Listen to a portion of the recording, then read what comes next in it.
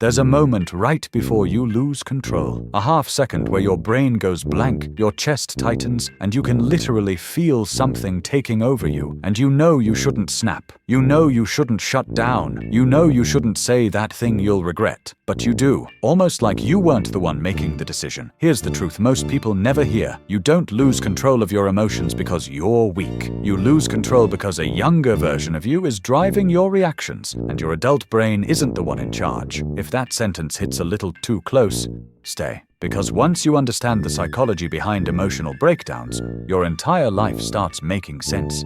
Let's break it apart. Section 1. Your brain has a panic switch that overrides logic.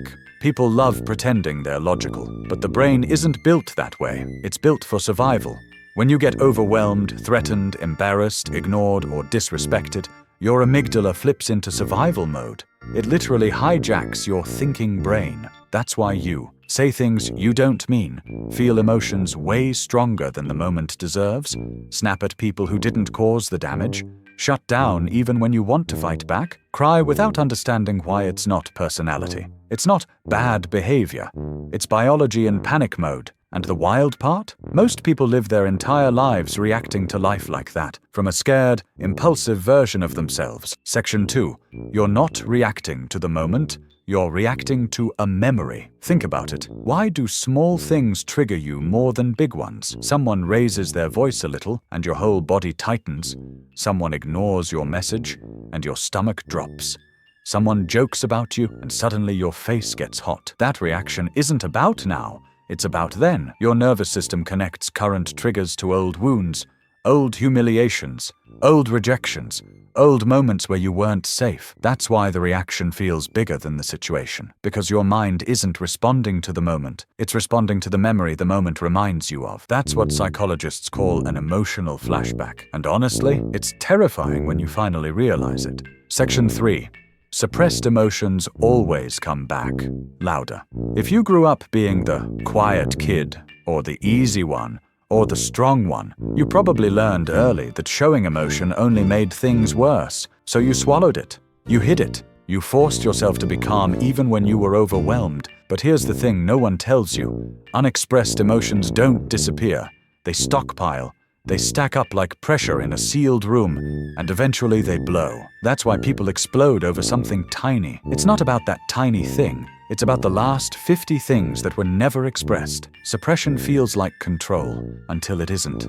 Section 4. You never learned emotional regulation. You learned survival. This part stings. Most people who lose control easily had one of these childhoods. Homes where emotions were punished, parents who were unpredictable, environments where you had to stay small, households where criticism was constant, families that expected perfection, chaos and instability, being responsible for everyone else's feelings. You didn't learn how to regulate emotions. You learned how to avoid getting hurt. Survival not equal regulation. That's why you react so intensely as an adult. Your brain thinks you're in danger even when you're not. It's not immaturity, it's conditioning. Section 5. You feel everything too much, and then nothing at all. Emotional dysregulation has two modes. Mode 1, you feel everything at 200%. Your heart races, your face gets hot. Every sound feels louder. Every emotion feels life or death. Mode 2, you feel nothing. You go numb, you detach, you disappear into your mind, you stop caring completely. Both are survival strategies. Both are attempts to protect you. You're not overreacting. You're protecting yourself the only way you ever learned how. Section 6. Trauma changes how fast you react. If you ever wondered why some people stay calm during arguments while you go from 0 to 100 instantly, here's why. Your nervous system learned hypervigilance. Hypervigilance means your body stays half prepared for danger at all times. So the jump from everything's fine to I need to protect myself is insanely fast.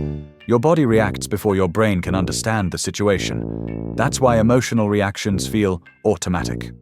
They are. Section 7. The calm person who snaps without warning. Let's talk about the people who seem calm all the time, until suddenly they aren't. You know the type. Maybe it's you. Calm, calm, calm. then one tiny thing pushes them over the edge. These are the people who grew up needing to be emotionally low profile.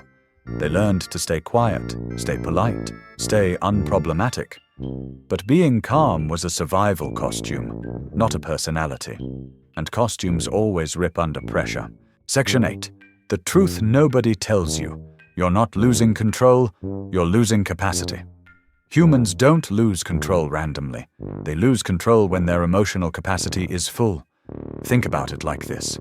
Every disappointment, every humiliation, every ignored message, every rejection, every argument, every childhood wound, every insecurity, all of it fills your emotional cup. And when one more drop hits the surface, it spills. It looks like losing control, but really it's no space left inside. Section 9. How to take your emotions back. Real psychology, not motivation. Let's get practical. The stuff that actually helps. 1. Name the emotion. Immediately. When you can name it, you can regulate it. Your brain calms once it understands what it's feeling. 2. Separate the trigger from the truth. Ask yourself, is this reaction about now, or is this about the past? This alone changes everything. 3. Lower your nervous system, not your thoughts. Breathing, cold water, slowed movement. These calm your body, and then your brain follows. 4. Stop using silence to stay strong. Express emotions early, not when they turn into explosions. 5. Build capacity, not control. You don't need to control emotions. You need more space inside your system to hold them. If you relate to this, you're not too emotional, you're not dramatic, you're not broken, you're carrying old wounds in an adult body, and those wounds are still trying to protect you. You're not losing control of your emotions are trying to tell you where you still hurt, and once you understand that, your reactions finally start to make sense. Keep learning yourself, keep healing your patterns. Your emotional life doesn't have to feel like a battlefield forever. You're getting better, even if it doesn't feel like it yet. Before you scroll, ask yourself why this video felt so familiar. If you want the next part, the part that actually changes your emotional life, subscribe. You're closer than you think.